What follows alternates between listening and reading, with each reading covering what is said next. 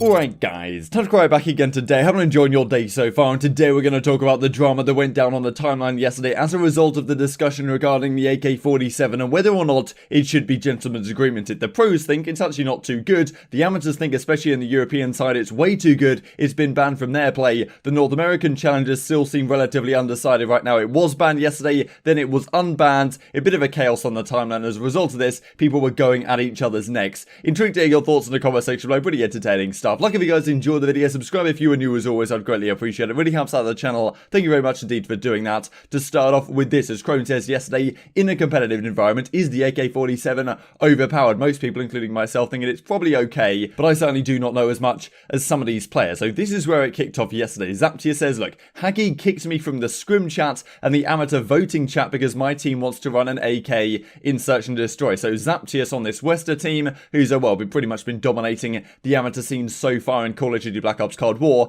and they decided, okay, for like S&D scrims and stuff, they still want to use an AK in Search and Destroy, and Parasite clearly wasn't too happy about this. It was against the rules of the chat or whatever, and they kicked the entire WestR team out of the chat. So things obviously started devolving into chaos from there. As Parasite says in reply, it's nothing against you, everyone in the chat agreed if you go rogue, this would happen. Doesn't matter if you're a low tier or a high tier team, nothing personal, you just know the deal, right? If you want to use an AK, you're getting banned from the chat. That is just how it goes. And this, of course, tweet since deleted. So, well, then Simp even comes back, of course, the best player in the game. You could argue the last 2 years in a row. Every other AM team thinks the AK is broken because they have subs, they have SMGs who don't know how to shoot back. AK has always been and is still not good. So Atlanta FaZe really initiated the Krig meta a few weeks ago, like after the FFAR really got initially nerfed, people started using the Krig a little bit more. A lot of teams were trying out the AK, they were trying out the Krig, and Atlanta FaZe were pretty much dominating everyone in scrims with the Krig in hand. They've never really have used the AK, and what Simp is saying, that like, look, if you have good SMGs, the AK-47, this is not the AK-74U, which just gets a bit confusing, but if you have good SMG players, the AK-47 actually isn't that good of an assault rifle, and the Krig and other weapons, the XM4 now, as we talked about yesterday, potentially coming to the meta, are actually better. And as Joey says, while I do agree that Stamina doesn't shoot straight, I think they're saying it's not good, maybe a little bit outlandish, because to be fair, if you look at the stats, the AK-47 does have a 4-shot kill range. No other ARs have that, at least to the body, and obviously it shoots pretty straight. It has a pretty decent fire rate considering its high damage, so certainly the AK is good in theory, but some of the pro teams clearly thinking it's not too good to get GA'd, and as Simp says, barely see any pro teams using it, wonder why that is the case. But I do remember the European amateurs saying a few weekends ago that look, the AK-47 is really strong, we need to get rid of it. You guys are going to find out in a few weekends time just how good it really is, and they've got rid of it in its entirety, but the pro players themselves are saying, okay, the AK-47 actually isn't that good, don't know what you guys are so concerned about. And this came out as a result. So everything was kind of flying down on the timeline. GodRx, of course, on the Built by Gamers team right now. The timeline is wild right now. Egos flying everywhere. This, of course, has since been deleted. And Paul says, Paul X, of course, on the WestR team, kicked from the scrim chat by Parasite, $5K for top 32. What I think he means here is that these guys on the BBG team are getting paid a salary of, I imagine Paul is saying, $5,000 a month or whatever. And obviously they came top 32 in the most recent Challengers Cup. This is what Paul is implying right here. Okay, hold on. Now this is a bad one. And as Paul says, my team chose violence today. So no one going down without a fight. And honestly, chaos all over the timeline. These two tweets were then since deleted, which is why we're looking at the screenshots. And then Kismet comes in reply. Who is this guy? Tom Gravity, also on that WestR team alongside Paul and Zaptius. The two guys we've been looking at already. I'm the guy you ego, but also the guy you've been watching with on Sunday. I'd never ego you, Tom. You're my boy. But your pal here is talking mighty reckless for not doing anything on LAN and never being a pro. I'll send this guy packing if he sat across from me in a LAN setup. So I believe talking to Paul X right here. Wait a minute, Paul won the last AM LAN, and according to the DMs I've sent you asking about what you're doing team-wise before games have started,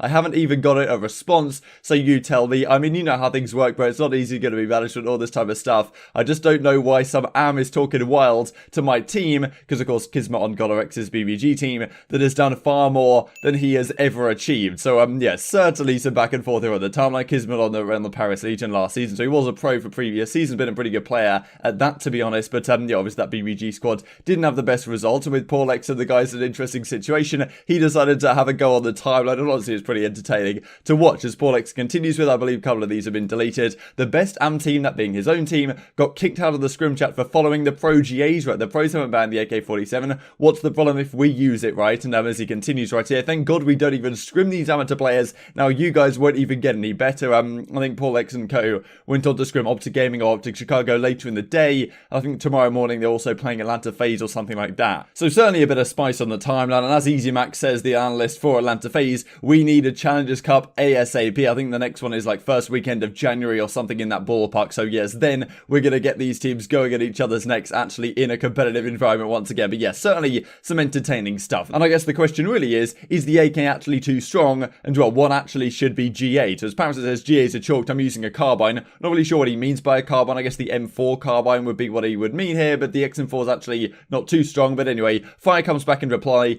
Nothing is saving that windshield wiper aim. I know this is kind of just a tongue-in-cheek here because these guys, I do believe, get on, but it's pretty entertaining to see this back and forth regardless. If I played you on LAN, wait, I wouldn't, because you wouldn't even make it to round 2. So yeah, pretty entertaining back and forth here on the timeline once again. And as Parasite says, Amchat argued for an hour plus just to go back to square one, caused so much unnecessary drama and people throwing haymakers for literally zero reason. So they ended up retracting, I believe, this AK47 GA and saying, okay, we're going to kind of go along with what the pros are doing and not having the AK47 banned. And then, well, that's how it continues right here. So Parasite says, look, the damage barrels on all weapon classes removed, including the sniper rifle. So I think the Tiger team on the sniper rifle, on the Tundra, not allowed. Also the Task Force barrel on everything is not allowed either. One smoke, one sniper in S&D. The AK is back in the game. And as Ake says, no barrels add damage except Task Force. And well, as it continues right here, I think they had this in another thread, saying, look, it's pretty much the last barrel across every single weapon that is now no longer allowed. And some of the question marks is, especially from the European guys, that with a Task Force barrel not allowed on the AK-74U,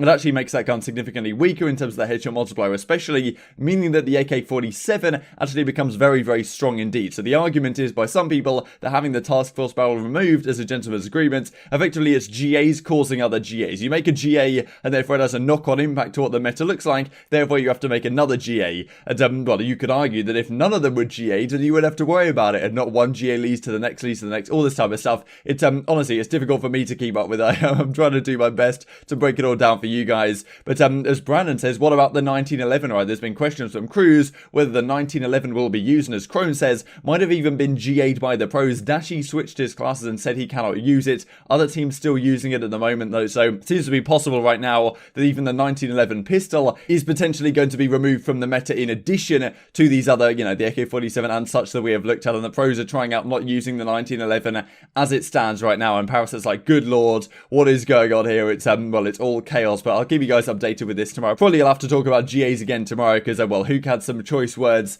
to say about it on the Eavesdrop podcast that came out yesterday. As Luty says, in the European amateur region, these are the GAs they're doing right now. So the AK-47 is gone, 1911 pistol gone, score streaks, even though Trek and the guys actually gave a possibility to use score streaks in the traditional format, they've still decided to get rid of it, and the Task Force barrel is also gone. So this is the extent of the GAs in the European Challenger side. Thermals are gone, one sniper only in search, tac rifles gone, AK-47 gone, 2 smokes in search, perk read, gearhead, 3 trophies only, no lasers, score streaks 1911, task force, no smokes in respawn. So honestly, this list just keeps getting longer and longer by the day. It's a world away from a few years ago where maybe something gets GA'd, something doesn't. Nowadays, pretty much everything people don't like is straight out of the game, and honestly is remarkable to watch. So in the North American Challenger side, as a couple of people are looking at this European GA and thinking, damn, this looks kind of nice, AK-47 is gone, as Pentagram says in the North American Challenger side, after they brought the AK-47 back in line with what the pros are doing, he's like, look, we're playing at 4 AK-47s right now, what is going on here?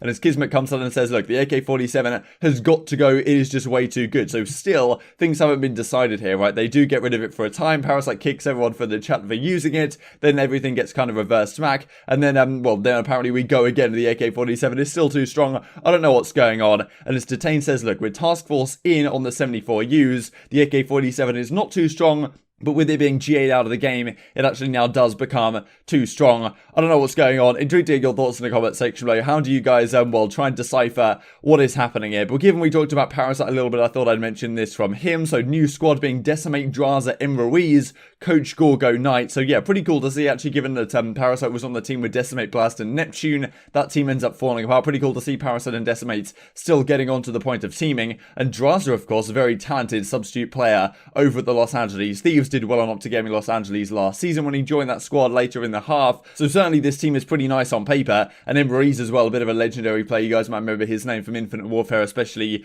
when Enigma 6 were doing very well. So Parasite does have a team after kind of threatening to quit a couple of days ago. So yeah, glad to see that is not the case. And just to finish off the video with this one from Methods, kind of well, breaking down the situation as he sees it from his perspective, with WestStar and the guys well, ego-challing the timeline as they did, as we talked about in today's video. But intrigued to hear your thoughts in the comment section below. Is the AK47 too strong? What is going on with the GAs right now? Are they just going to keep getting further and further? I just think it's kind of entertaining, the fact that the pros, or the amateurs in this case actually, the pros aren't even doing it really. The challengers players have decided, okay, the task force barrel is too strong, we're going to GA that, and as a result we then need to GA another weapon because well, it creates a weapon imbalance, it creates a meta imbalance. I don't really know. It's tough to say. And if you were the developers right now, and if you're the CDL trying to create a new rule set, a version 1.2 rule set or whatever for the start of the season, you can probably choose what maps you want to put in. Of course, Raid's going to come in. I mean, who knows what's going on with Crossroads? Are they going to keep that as a Harpe map? But what do you do with the weapons and the meta right now? Like, do you ban this stuff in the CDL playlist?